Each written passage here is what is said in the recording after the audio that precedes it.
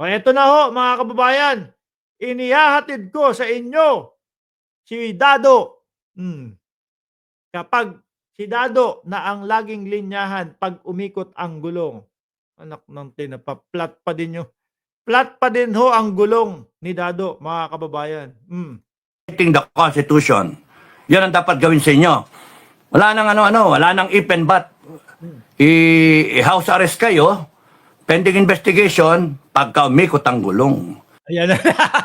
Anak na tinapayan. Ano ba, flat ba yung gulong ninyo dyan? At araw-araw pinapanalangin nyo umikot na yung gulong? O kinalawang na yung gulong nyo dyan? Ikaw ang dapat, ikaw yung makakasuhan, Dado. Di ba? O, ulitin natin. Pending investigation at yung inyong forfeiture of your pension. O, ikaw dapat ang tanggalan ng pensyon kung may pensyon kang nakukuha. Di ba? Si General Torre, paano mo tatanggalan ng pensyon yun? O, yung isang may karumal-dumal na krimen, di umano, na ginawa. O, naipakulong niya, nakuha niya, nahuli niya. Di ba? Eto, yung mga fake news. O, kagaya mo din, yung nagtatawag ng sedisyon. O, ayan, yan ang ginagawa sa inyo. Tapos sila yung tatanggalan ng pensyon pagdating ng huli. Yung mga palagi pong kumakalaban ng bayan at yung naghihimok sa mga kababayan natin para manggulo po sa bansang Pilipinas, kayo ang dapat tanggalan ng pensyon. If found guilty of atrocities or if found guilty violating the Constitution, yan ang dapat gawin sa inyo. Wala nang ano-ano, wala nang if and but. I-house arrest kayo, pending investigation, pagka umikot ang gulong. Kailan ba iikot yung put? Kailan ba? Ang bilis ko. Kailan ba iikot yung gulong ninyo? Gulong ba ng wheelchair nyo yan? Kasi matatanda na yung kasama ninyo dyan. Hindi naman forever yan kayo eh. Hindi kayo forever. Mare-retire din kayo. Pagka kayo na-retire, pwede kayong balikan eh. No? Pwede kayong balikan. Kahit saan lupalop kayo magtago, hahanapin kayo eh. Naku, yan na. Mukhang babalikan po nila mga kababayan, si General Torre. Kailan daw ho yun? Pag umikot yung gulong. Yung flat na gulong. Hahanapin kayo ng batas, hahanapin kayo ng mga taong bayan. Bakit kami hahanap? Hahanapin namin si General Torre para magpasalamat. Di ba pambansang nanay survivor, di na iikot yan, flat tire na. No, we the sovereign Filipino people. Kaya yung mga asta nyo ngayon, sige, mag-aasta kayo kung gusto nyo. Pero kulang yung 6,000 polis na ipadala mo dito sa... Talagang pinapanindigan na mukhang manlalaban ho ito, mga bossing. Kulang ang 6,000 pulis na ipapadala mo, General Torre. Padala natin ng 10,000, General Torre. No? Pagka ganyan ho, yung mga sinasabi at bumubuka sa bibig, manlalaban yan. Ano? Tapos kapag nando na, makita mo, nakayuko na lang. No? Kinabukasan okay. Kinabukasan, mabait na naman sa vlog. Ang vlog na naman, ice cream. Di ho ba? Alungga ako, kulang yan. Hindi ako pastor. Hindi ako magtatago. No, inisip ko nga, pumunta na lang sa iyo eh. Ako, susugod pa. Susugurin pa si General Torre. Kasi sabi mo you will serve the warrant yourself eh. Tignan natin kung anong gising ko nun. Kung masama ba o palaban ng gising ko o mapagpatawad no? General Torre, sana nakikinig ka. Sana pinapakinggan mo tong si Dado. At bago kayo mag-serve ng warrant of arrest, siguraduhin ninyo na hindi kayo maiisahan ng grupo nito. Bagay, matatanda na din po yun. Baka hindi nga makakalabit ng mga gatilyo yung mga yun eh. Baka ho kapag kahawak na yung bengbeng, nanginginig pa yung kamay. Anak ng tinapakadado, hindi na nga ako makapindot ng gatilyo, dinamay mo pa ako dito. Ayaw ko lang kay President Bongbong Marcos, pero hindi ako manlalaban. Oh, hanggang ngayon 'no, yung FGF niya, titrenta pa din po ang nakikita ko. Yung 40 milyones na FGF niya, hanggang ngayon po wala pa din akong nakikitang 40 milyones, mga bossing. Yung iwas gulo ba? Civil war ang bagsak natin, mga gago, Uy, mga civil war. Paano mo naman nasabi yun? animal kayo. Civil Eh, yung mga DDS nga hindi nga lumalabas ng lungga, eh. Oh, paano kayo pagtatanggol ng mga DDS na yun? 'Di ba? Patawag ka ng rally, wala, hindi pupunta. Oh, sumigaw ang dating pangulo, pati yung mga kakampi nila, wala, hindi pupunta yung mga DDS. Paano magkakaroon ng civil war? 'Di ho ba, mga kababayan? Sabi tuloy ni pambansang nanay survivor, 40 million na langgam. Tuloy! war. Yung naiwasan nyo. Salita na salita, mag-ambisyon kayo mag-Chief PNP, hindi pwede. Hmm. Hindi ganun ng Chief PNP. Oh, apparently, yung Chief PNP, yung convoy, yung convoy na naharang. You know, when you have power and authority that came from the Filipino people, it is not a ticket to violate the law. It is not a ticket to over-exercise your authority and your power to abuse. Parang ikaw, Dado, ano? Eh, akala mo nung naging vlogger ka na, eh, wala na. No? Nagtago ka na doon sa sinasabing karapatan na maghayag. Nasobrahan ka naman. Tumawag ka ng sedisyon. Di ba?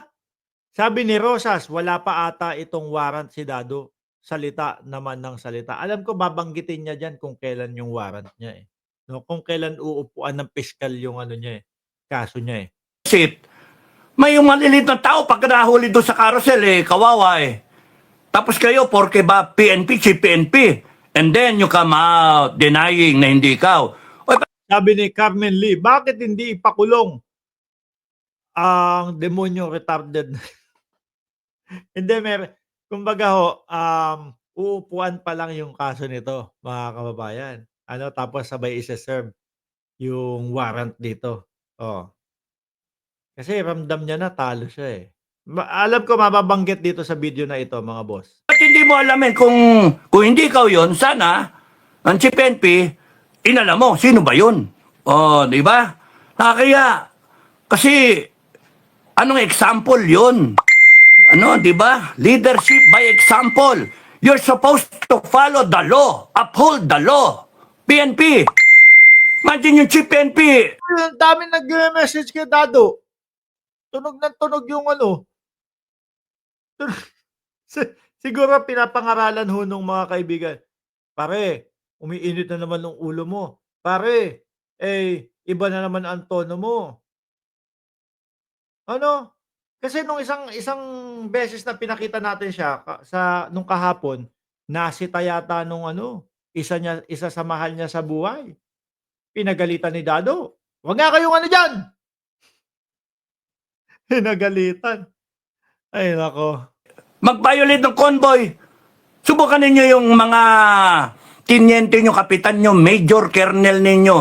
Pusog natin. The sense of doing your job properly. Hinihintay ko ho kasi yung ano, yung sasabihin niya yung kung kailan yung uupuan yung kaso niya. Ah. Pipili ba? Kay presidente ka, nag-violate ka, violator ka.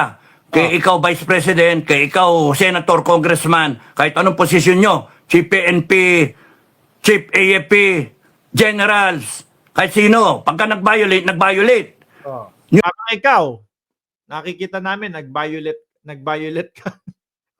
uy, hindi ko ibig sabihin yung nag-violate. Pag nag-violate na tong si Dado, deads na yun. Di ba ganun yung mga ano? Ganun ho yung mga natetegi, mga kababayan, nagba-violate na yung ano? Oh. Nag-violate ang ibig ko sabihin, hindi po nag-violate, ha? Yung batas Buhay pa po yan si Dado. pantay, hindi yung may kinikilingan. At yung bagong administration, dapat ang pananaw, pantay, walang mayaman, walang mahirap. So, kaya nga nasa Oblo si Kibuloy, di ba? Pantay-pantay. sa mata ng batas. We, the sovereign Filipino people.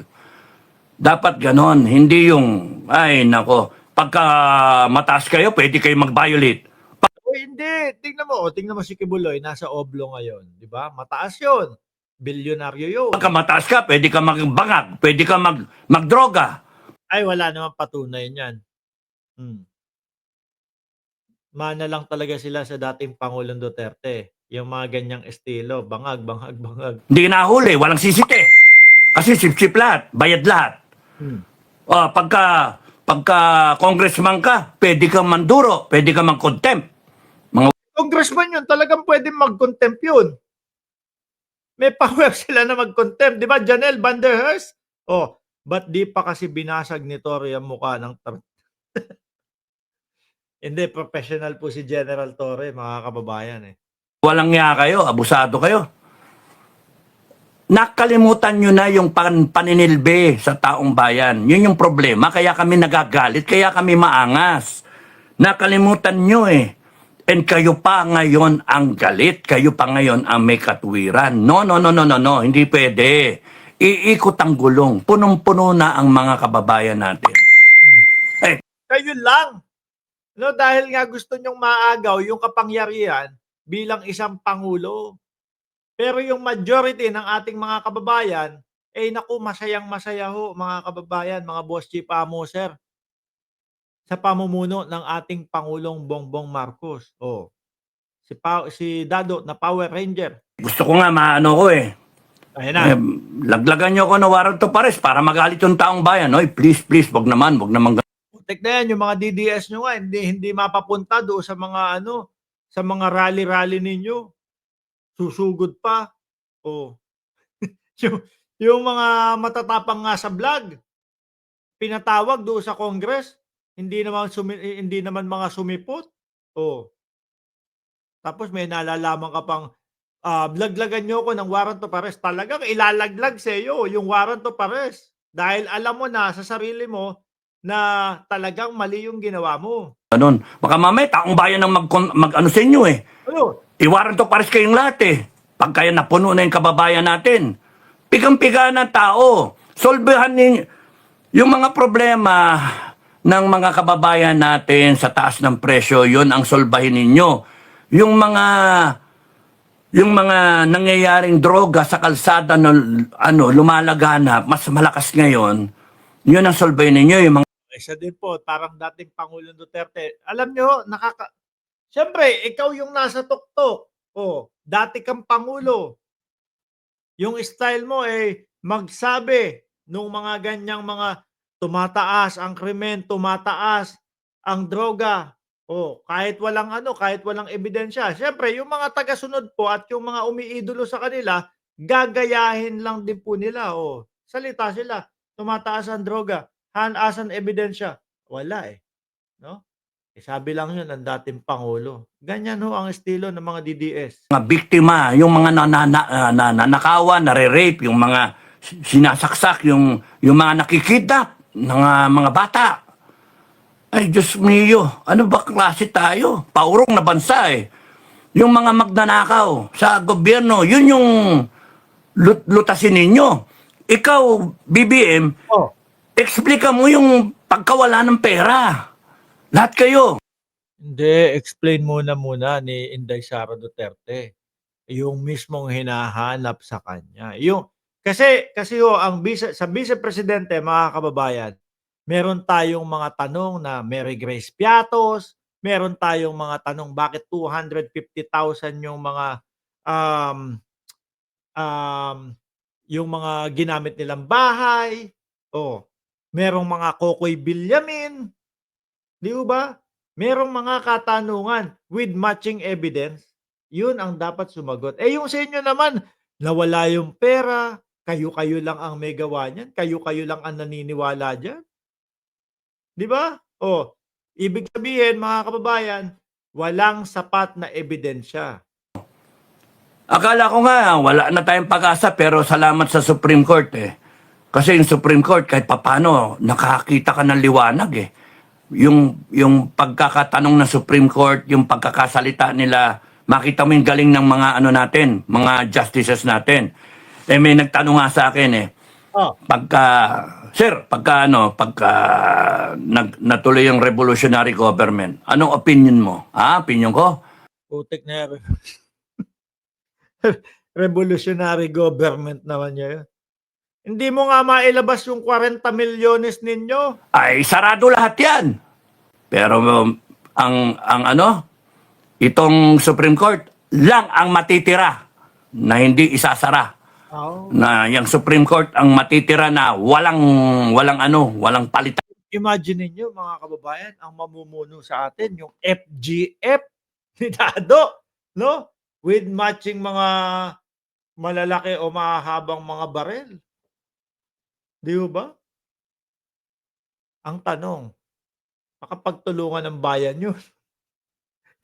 Kapag ka nag-revolutionary government kayo, Na sa tingin ko, yun yung advice ko sa mga uupo. Sana makaupo ako doon. Mukhang magpe-presidente. Siyempre, ikaw, 40 milyones yung nandiyan. Ikaw ang magpresidente doon.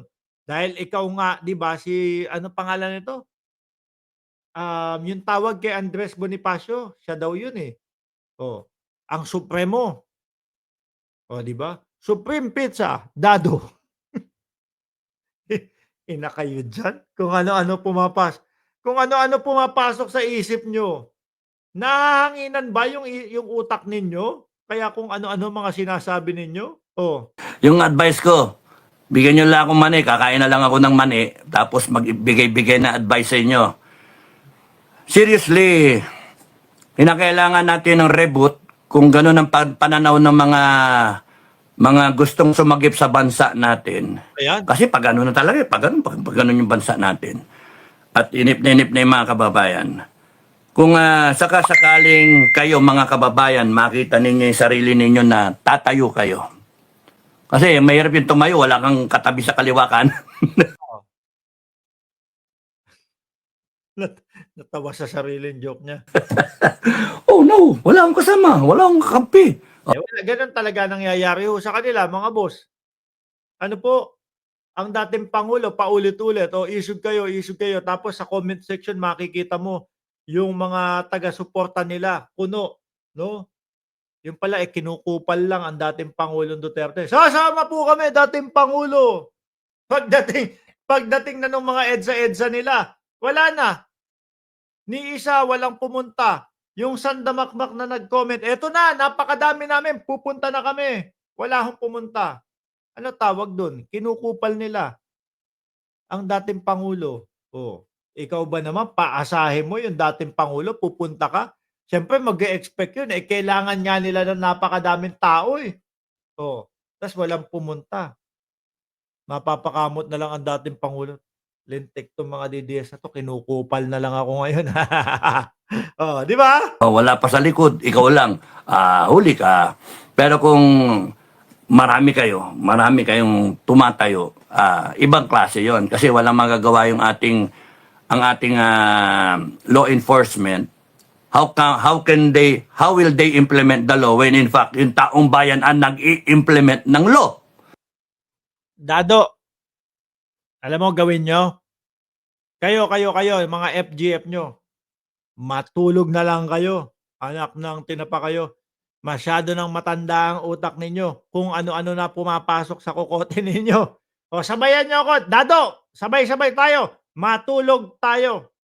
Magpapaalam na din ako mga boss, chief, amo, sir. Maraming salamat and God bless po sa ating lahat.